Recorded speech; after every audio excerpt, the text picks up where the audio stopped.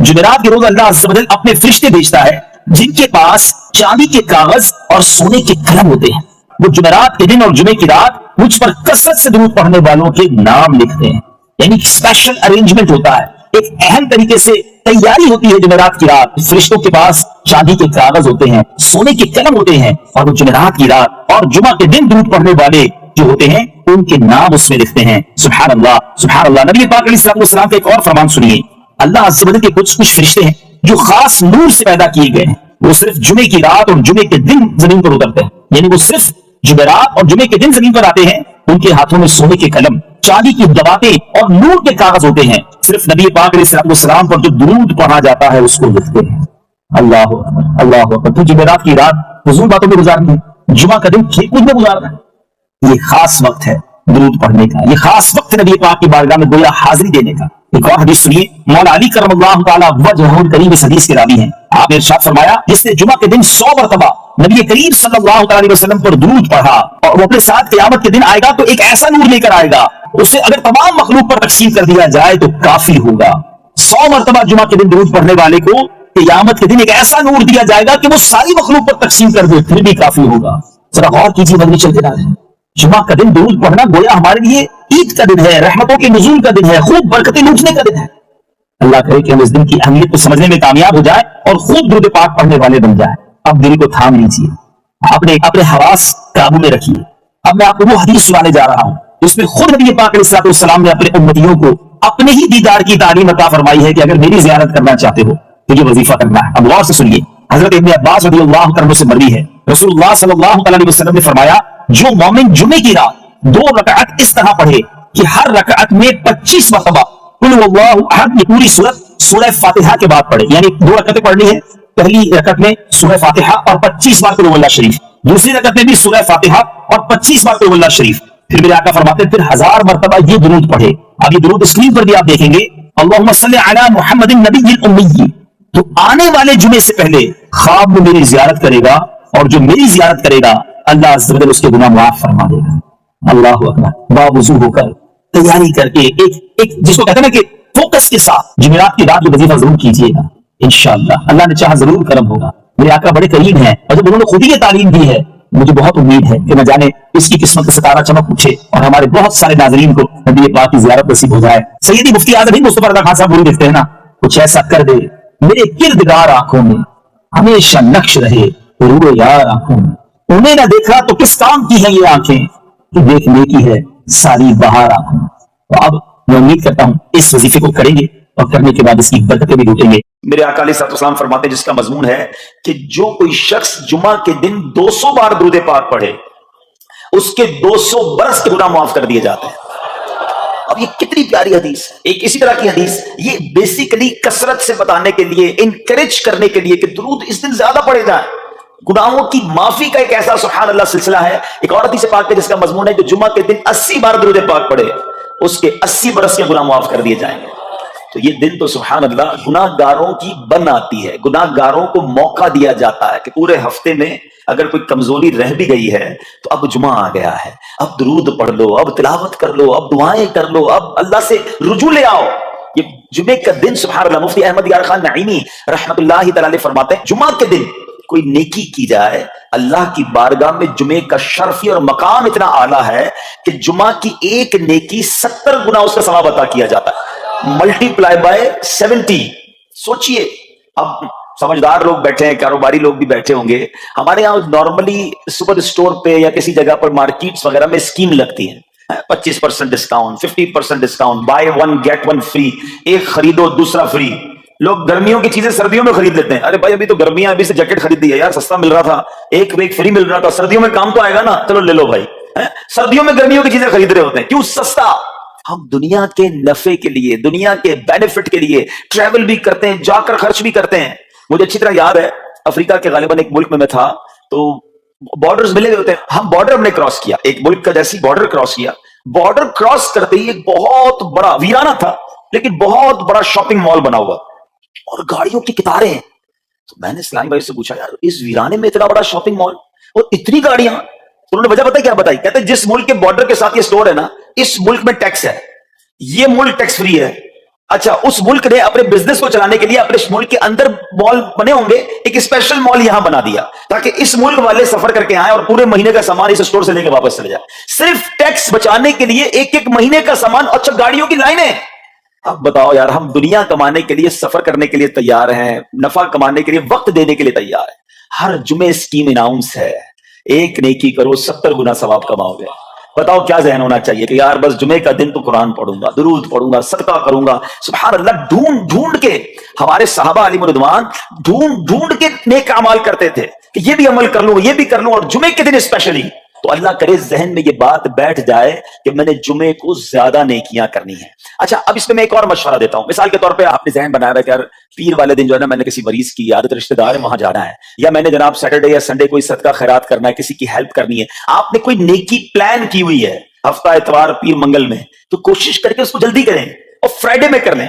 ایک پوائنٹ آپ نے دیکھا، میں نے یہ نہیں کہا کہ اس کو اگلے جمعے کریں، ہاں ڈیلے نہ کریں، تھوڑا جلدی کر کے اس جمعے کو کریں تاکہ 70 گنا جو ہے وہ اس میں ثواب کما لوں، برکتیں حاصل کر لوں۔ تو اللہ کرے کہ میں اور آپ نیکیوں کے حریص بن جائیں، نیکیوں کی جو لالچ ہے نا، لالچ میں یہ بھی کر لوں، میں یہ بھی کر لوں، میں سجدہ بھی کروں، میں تلاوت بھی کروں، میں صدقہ بھی دوں، یہ تو نصیب والوں کو ملتا ہے۔ اور صحابہ کرام میں نظر آتا تھا، پیچھے نہیں ہٹتے تھے صحابہ، ہمیں اعلان کیا جا رہا ہے کہ یہ موقع ہے، یہ نیکی ہے، اور پھر بھی کوئی نظر نہیں آتا۔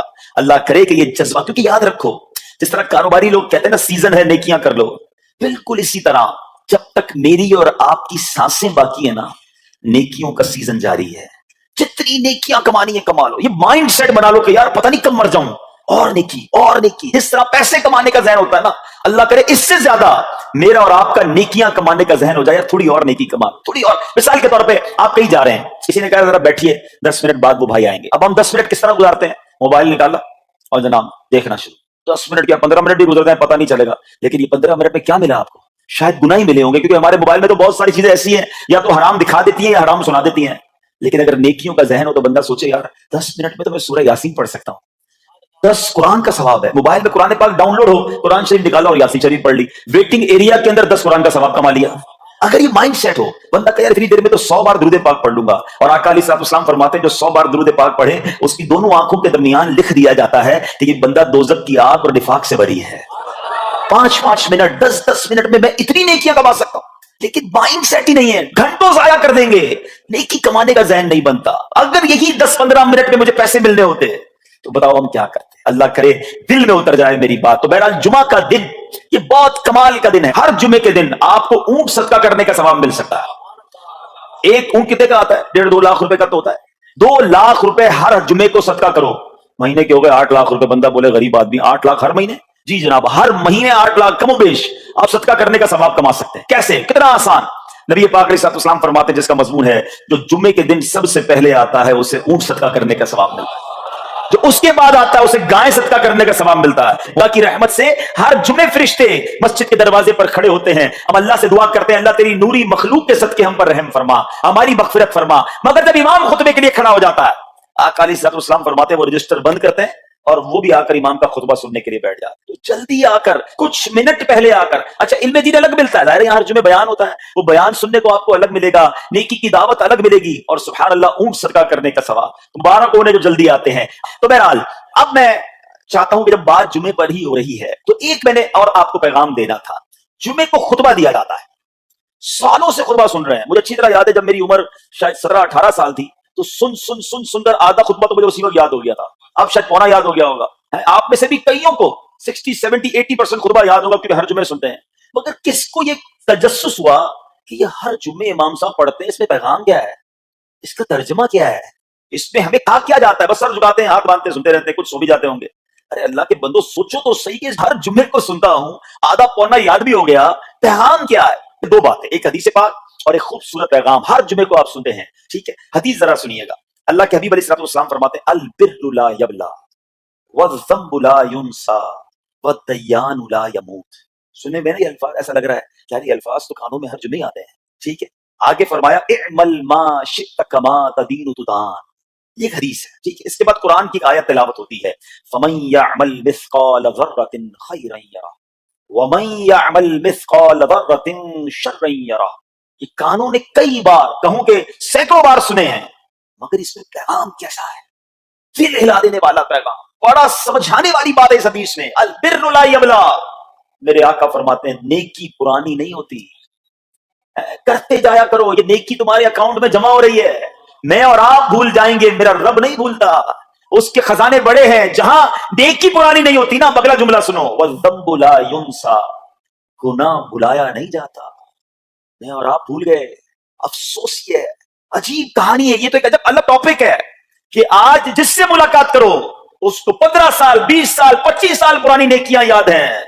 لوگ ملتے ہیں کہتے ہیں 1990 میں حج کیا تھا، 95 میں عمرہ کیا، 2002 میں فلاں مسجد بنائی. آپ کی دعوت اسلامی کے قافلے میں بھی 2005 میں گیا تھا. ساری نیکیاں 15 20 سال پرانی یاد ہیں. گناہ کل جھوٹ بولا تھا یاد ہے؟ کل رات کو بدنگاہی ہو گئی تھی وہ یاد ہے؟ پرسوں غیبت کی تھی وہ یاد ہے؟ سالوں تو چھوڑو، ہم گھنٹے پہلے کا گناہ بھول جاتے ہیں. مگر حدیث ڈرا رہی ہے، سمجھا رہی ہے کہ دیکھو وَالذَّنبُ لَا يُنسَى، گناہ بھلایا نہیں جاتا. تم بھول رہے ہو، اگر کہیں لکھا ہوا ہے جواب دینا ہے. اور آگے فرمایا وَالدَّيَّانُ لَا يَمُوتُ، فرمایا کہ جو فیصلہ کرنے والا ہے اس سے موت نہیں آتی. اللہ کو موت نہیں آنی، میں اور آپ مر جائیں گے. جس پہ ڈیسیژن لینا ہے، جس پہ فیصلہ کرنا ہے، اس سے موت نہیں آنی. پھر آگے فرمایا اعمل ما شئت کما تدین تدان، کر لے جو کرنا ہے، جیسی کرے گا ویسی کرے گا. پھر قرآن کی یہ آیتیں سمجھا رہی ہیں فَمَن يَعْمَلْ مِثْقَالَ ذَرَّةٍ خَيْرًا يَرَهُ، جو ذرہ بھر نیکی کرے گا، بھلائی کرے گا، وہ دیکھے گا. وَمَن يَعْمَلْ مِثْقَالَ ذَرَّةٍ شَرًّا يَرَهُ، کہ جو ذرہ بھر برائی کرے گا وہ بھی دیکھے گا. یہ اتنا شاندار جمعے کا پیغام ہر جمعے خطبے میں دیا جاتا ہے. اللہ کرے یہ دل کی گہرائیوں میں اتر جائے. دروازہ بند کر کے، اندھیرا کر کے، اکیلے میں گناہ کرنے والا سوچے کہ ٹھیک ہے دنیا میں کوئی نہیں دیکھ رہا مگر میرا رب دیکھ رہا ہے، مجھے اس ذرہ بھر گناہ کا بھی جواب دینا پڑے گا. لوگ کہتے ہیں چھوٹی سی بات ہے یار، چھوٹا سا گناہ ہے، ٹھیک ہے چلتا ہے، سبھی لوگ کرتے ہیں. نہیں جناب، وہ نقطہ نواز ہے. وہ معاف کرنے پہ آئے تو 100 بندوں کے قاتل کو معاف کر دے، اور وہ پکڑنے پہ آئے تو ایک نقطے پر پکڑ فرما دے. ہمیں ڈرنا ہوگا، ہمیں خوف اپنے دل میں طاری کرنا ہوگا، کیونکہ یہ گناہ میری آخرت میں میری پکڑ کا سبب بن سکتے ہیں. بالکل اسی طرح چھوٹی چھوٹی نیکیاں سمجھ کے چھوڑ دیتے ہیں. یار سنت غیر موقع ہی ہے نا، نفل ہی تو ہے نا، سنت ہی تو ہے نا، ٹھیک ہے درود پڑھنا چاہیے، نہیں پڑھا تو کوئی بات نہیں. ارے یار کون اجتماع میں جائے، کون درس میں بیٹھے، صدقہ دینا کوئی واجب تو نہیں، زکات تو پوری دیتا ہوں. چھوٹی چھوٹی نیکیاں سمجھ کر چھوڑتے ہو. ارے وہ تو کتے کو پانی پلانے والے کو سبب اس سبب سے بخش دیا کرتا ہے، راستے سے پتھر ہٹانے والے کو بخش دیا کرتا ہے. فرمایا نا البر لا یبلا، نیکی پرانی نہیں ہوگی، کرتے جایا کرو. اللہ کرے کہ یہ ذہن بن جائے کہ بس میں زیادہ سے زیادہ نیکی کروں، دو لوگوں کے دلوں میں خوشی داخل کروں، مسلمانوں کی خیر خواہی کروں. اس ایک ہی حدیث پر، ان آیتوں پر میں مزید بھی بہت بات کر سکتا ہوں، لیکن میں نے اشارہ دیا کہ ضرور اس پر توجہ دیں. اور ایک شاندار پیغام ہر جمعے میں ہم سنتے ہیں. کیا شاندار وہ پیغام ہے! وہ پیغام ہے الا لا ایمان لمن لا محبت له. یاد ہے سب کو؟ جمعے میں سنتے ہو نا، اور 3 بار کہتے ہیں امام صاحب الا لا ایمان لمن لا محبت له، الا لا ایمان لمن لا محبت له. کبھی تو امام صاحب کو روکتے حضور یہ ہر جمعے کو پڑھتے بتائیں تو اس میں ہے کیا؟ نہیں ہمیں کیا ضرورت ہے، بس جمعہ ہو گیا، بس ٹھیک ہے، ٹائم پورا ہو گیا، فرض پورا ہو گیا. ارے اللہ کے بندو سمجھو تو صحیح اس میں میسج کیا ہے. اللہ اکبر، سنو اس کا مطلب کیا ہے، سنو الا لا ایمان لمن لا محبت له. سن لو اس کا ایمان نہیں جس کے دل میں نبی پاک سے محبت نہیں. ایمان ہی نہیں ہے. ارے جس دل میں نبی پاک سے محبت نہیں اس کا ایمان ہی نہیں ہے. اعلیٰ حضرت امام اہل سنت ایسے نہیں لکھتے کہ اللہ کی سرتابہ قدم شان ہے